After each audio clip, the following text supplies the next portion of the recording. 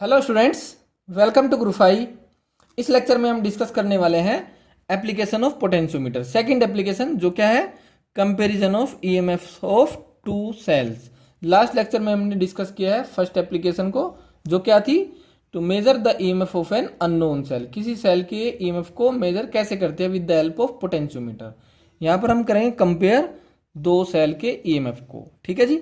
सो सबसे पहले हम सर्किट डायग्राम बना लेते हैं।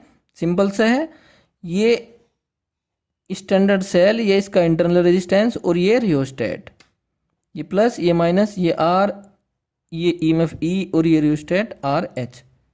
इसको हमने कनेक्ट कर दिया पोटेंशियोमीटर वायर से, जो है A B. Suppose A point ये है और बी पॉइंट ये है, इनके बीच में एक लेंथी पोटेंशियोमीटर वायर। ये सब ऑलरेडी डिस्कस कर चुके हैं हम। इसकी लेंथ ज़्यादा क्यों लेते हैं और यूनिफॉर्म क्रॉस सेक्शनल एरिया क्यों लेते हैं। अब जिन दो सेल को हमें यूज़ करना है कंपेयर करने के लिए, उन दोनों सेल को हम जोड़ देंगे यहाँ पर। ए से जोड़ देंगे एक तो इस तरह से, उसका दूसरा हिस्सा किससे जोड़ेंगे हम, गैल्वेनोमीटर से। या तो ऐसा कर लो कि पहले पहला सेल लगा लो, उसके लिए बैलेंस पॉइंट देख लो कहाँ पर आ रहा है, फिर पहले सेल को हटाओ, दूसरा सेल लगा लो। इस तरह से कर सकते हैं, या फिर दोनों सेल एक साथ दिखा दो सर्किट में इस तरह से। ये पहला सेल, ये दूसरा सेल, और यहां पर हम यूज करते हैं टू वे की। ठीक है जी। इसको इधर से कनेक्ट करेंगे तो पहला सेल आ जाएगा जिसका ईएमएफ है ई1 और इंटरनल रेजिस्टेंस आर1। ये दूसरा सेल ई2 और इंटरनल रेजिस्टेंस आर2। टू वे की इस तरह से। अगर इसको इससे कनेक्ट करेंगे सो ये पहला सेल सर्किट में आ जाएगा, इससे कनेक्ट करेंगे यहाँ से हटा के तो दूसरा आ जाएगा। सो इसको जोड़ देते हैं हम गैल्वेनोमीटर से, और एक जो कि जे जो इस पर स्लाइड कर सकती है, और बैलेंस पॉइंट यहाँ पर कुछ लेंथ पर मिल जाएगा। ठीक है जी। सो अगर पहला सेल कनेक्ट करते हैं, सो जो लेंथ है सपोज वो कितने लेंथ पर मिलती है, जो बैलेंस पॉइंट है वो कितनी लेंथ पर मिलता है, L1 लेंथ पर। जब E2 को कनेक्ट करेंगे तो बैलेंस पॉइंट सपोज कितनी लेंथ पर मिल जाएगा हमें, L2 लेंथ पर। Suppose that point will be C2। सो ये क्या है, टू वे की। इसको भी लिख देते हैं, ये है टू वे की। ठीक है, ओके। अब जो पोटेंशियल ग्रेडियंट है या जो प्रिंसिपल है, सबसे पहले वो लिख लेते हैं। प्रिंसिपल क्या है पोटेंशियोमीटर का, पोटेंशियल ग्रेडियंट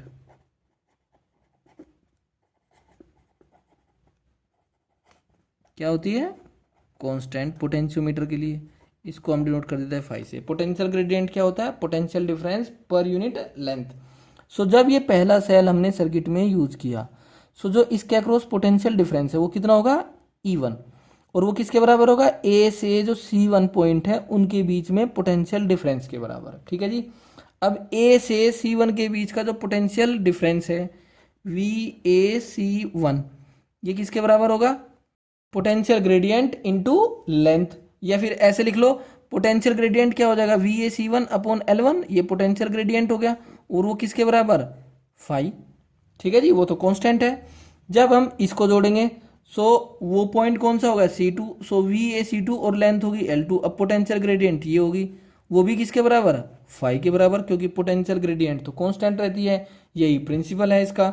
और ये कांस्टेंट क्यों रहती है, क्योंकि जो वायर है ए बी वो है यूनिफॉर्म क्रॉस सेक्शनल एरिया का, ध्यान देने वाली बात है। ठीक है। अगर इन दोनों को डिवाइड कर देंगे सो फाई तो कैंसिल आउट, या फिर राइट हैंड साइड इक्वल है तो लेफ्ट हैंड साइड भी इक्वल कर लो, ऐसे भी कर सकते हैं।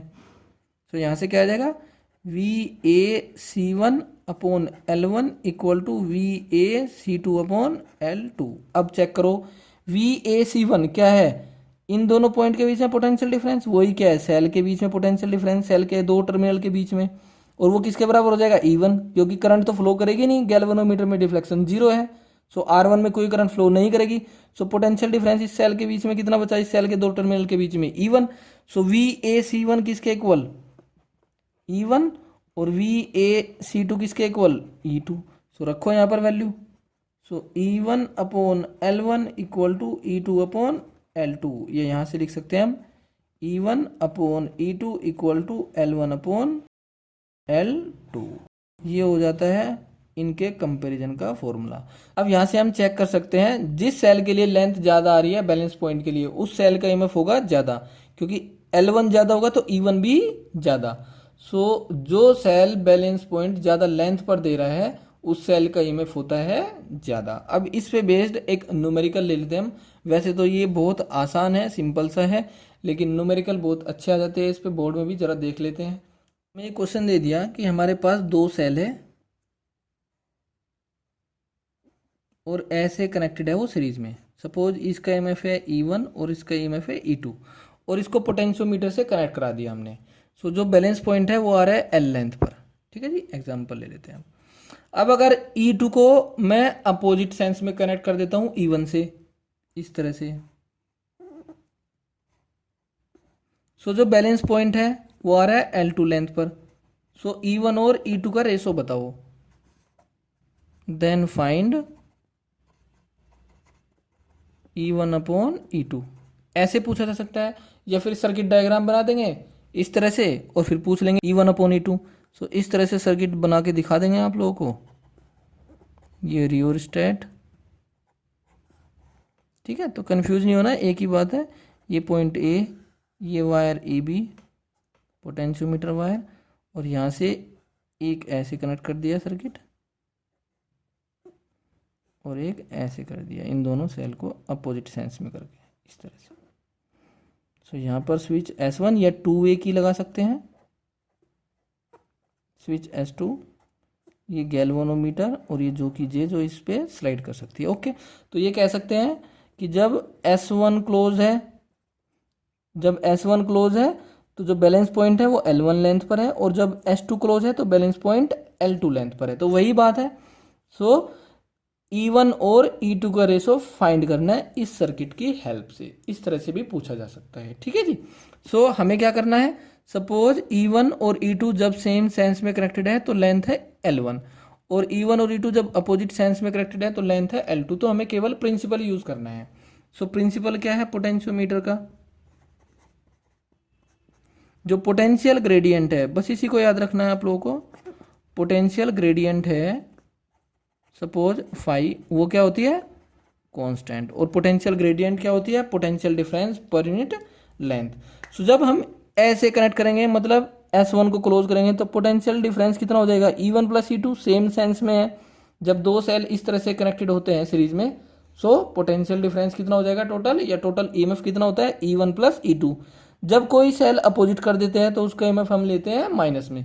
सो पहले वाला केस E1 प्लस E2, उसकी लेंथ कितनी बैलेंस पॉइंट के लिए L1, तो ये हो जाएगा 5। जब इसको जोड़ेंगे हम या S2 क्लोज करेंगे, सो ईएमएफ कितना हो जाएगा नेट E1 माइनस E2,